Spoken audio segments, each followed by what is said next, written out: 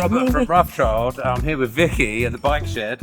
I'm just storing some bikes. I've got to get them out. Yeah, seriously, this guy just keeps turning up with these beauties and just leaves them. This is my newest one. Tell me about it.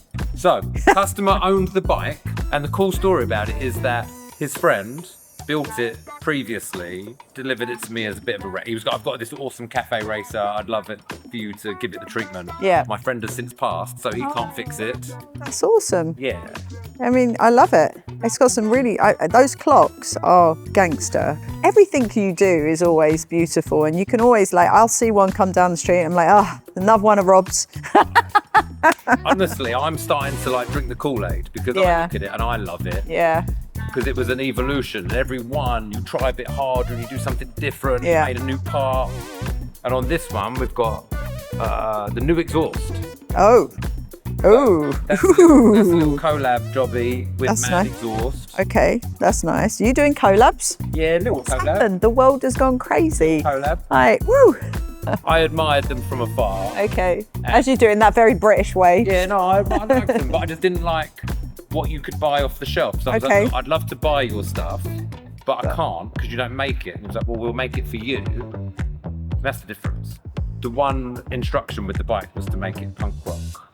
Okay. All right. It's got a gnarly bit. Yeah, and I told him clip-ons are a bad idea. They're really uncomfortable. They're And he's really. like, I love it. Yeah, but they look amazing. So if you don't care about the function, I mean, they look great. You know what's weird about it? It makes you ride faster. Of course it does. I know, I Because you sound look good. You're like, I feel it. I should really lean into this. right?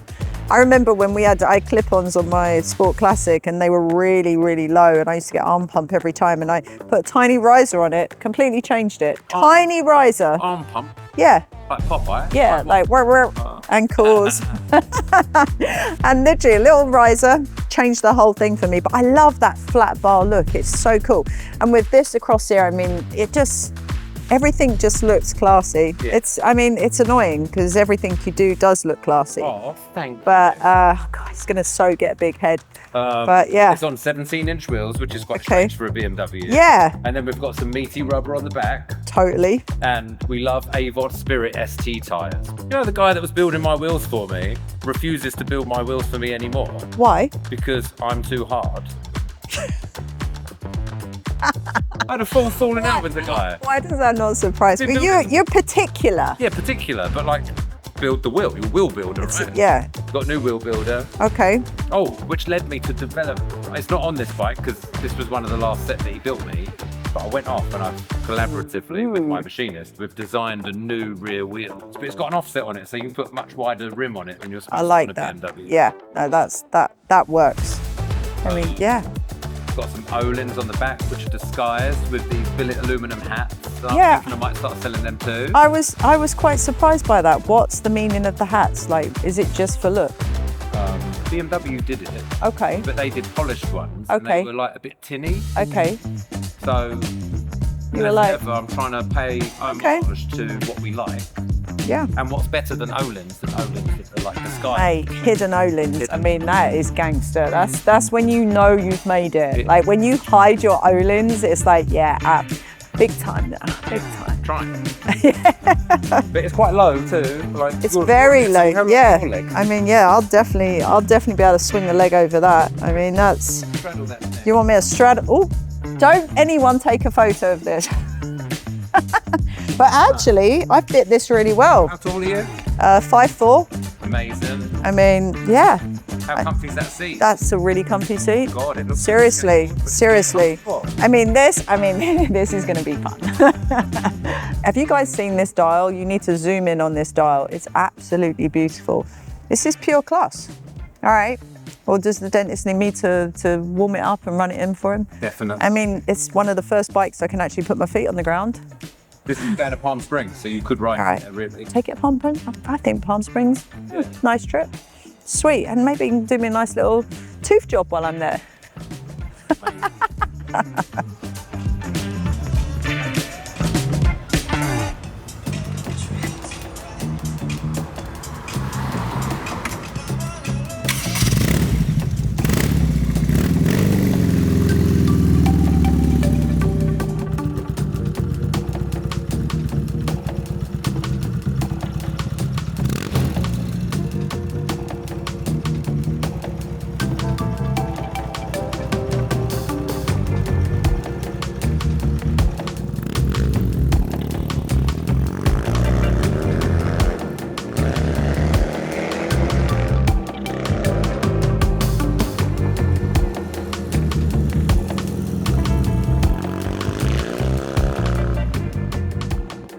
We're back. So obviously I was just talking about this bike with Vicky. This is our latest build, and I want to go through in detail what we've done, because it's a really comprehensive build.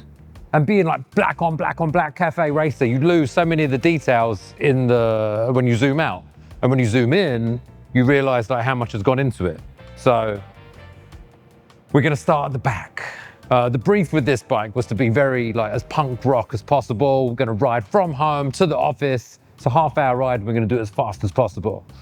From the back, we've got a 17 by 4.5 wide rear wheel, which in airhead world is massive.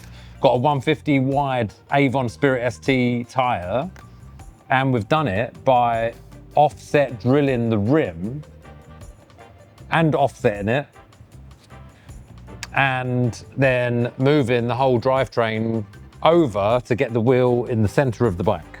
And I think it looks amazing. Like, it's hard to go wrong when you've got so much meat on the back of the bike, you know? We've converted it to short wheelbase with a solid drive shaft. The swing arm would be 2 inches longer and have a cush drive in it. As the gearbox is spinning, it's absorbing all the lumps and bumps and smooths it out for you a little bit. I don't know about you, but I think the solid drive shaft is better. Let me know what you think, but that's where I'm at. Coming forward, Smart Carbs updated their carburetors. We went from SC2 to SC3, and for the life of me, all their base tuning went out the window, and I've been trying different needles, and it happened by accident. I ran the bike without an airbox on it, and it ran so much better. We realized we had to uncork the airbox, more airflow. The carburetors are way more efficient now, and so we had to revise the airbox design. This is the design we used on our adventure builds, and it's fairly common knowledge that the square airbox flows better than the clamshell, but it's not particularly attractive, is it? So I think by combining the top cover with the K&N air filter, we've done something new, and it looks good. The exhaust system, that is another highlight of this bike. It is from our friends at Mad Exhaust. We've collabed on the design of it, and it's a stainless exhaust. And instead of bending the headers, they pie cut them. So you get all these beautiful seams, and it sounds amazing. It sounds like a Spitfire. It's wonderful. A very compelling exhaust. Going forward, obviously, we've got clip-ons. We've taken our hand-built handlebar design and made it a clip-on, weld-on levers, hidden switches, internal throttle, but in a clip-on. And don't get me wrong, like, I'm an old man now. I've never felt older, and sitting in this position for too long is gonna make my lower back hurt. But I can survive for about 45 minutes, and it's pretty cool. It does make you ride faster too, because you're always laying on the tank. Öhlins suspension, Brembo GP4 calipers. We've got a factory BMW R100 hub. Beautiful. From the factory, we've Cerakoted it, laced it with these unpolished stainless spokes to a black 17-inch rim, Spirit ST tyre on the front. We do love Avon tyres. We've got our new gauge cluster, top triples, all very clean and beautiful because it's a clip-on. This bike's very similar to the Marzano Commission. He had a low handlebar with a riser, which if I was doing it for me, that's how I would have it. Clip-on undoubtedly looks meaner, but obviously there's the balance, right, of like comfort. Hidden turn signals, Motor Gadget M-Blaze pin turn signals, very bright, mounted. We fabbed up these little tabs before paint. Very clean, chic way of getting front turn signals on your bike. As ever, everything's like high polish, machine polish. These fins, these exhaust nuts come from our friends in England at Motone. Got to be very careful tightening those up. They are easy to break. Have to use my aluminum, or for my British friends, aluminium exhaust nut wrench, and go very gentle with them. I think that is the roundup. Last point is the seat. Yes, it looks like a skateboard that's been covered in leather, but it's not. It's got 3 types of foam, a gel pad, and Alcantara on the top, and it's beautiful. It's the best seat we've ever made. Look how it hugs the subframe. It's perfect. It's super comfortable. The gel pad is right under your butt here. If you ride a bike with it and without it, it's like the Princess and the Pea, you know, like you have to have the gel pad in the seat. Makes such a difference. All the road bumps are gone, mixed with fully adjustable Öhlins suspension, of course.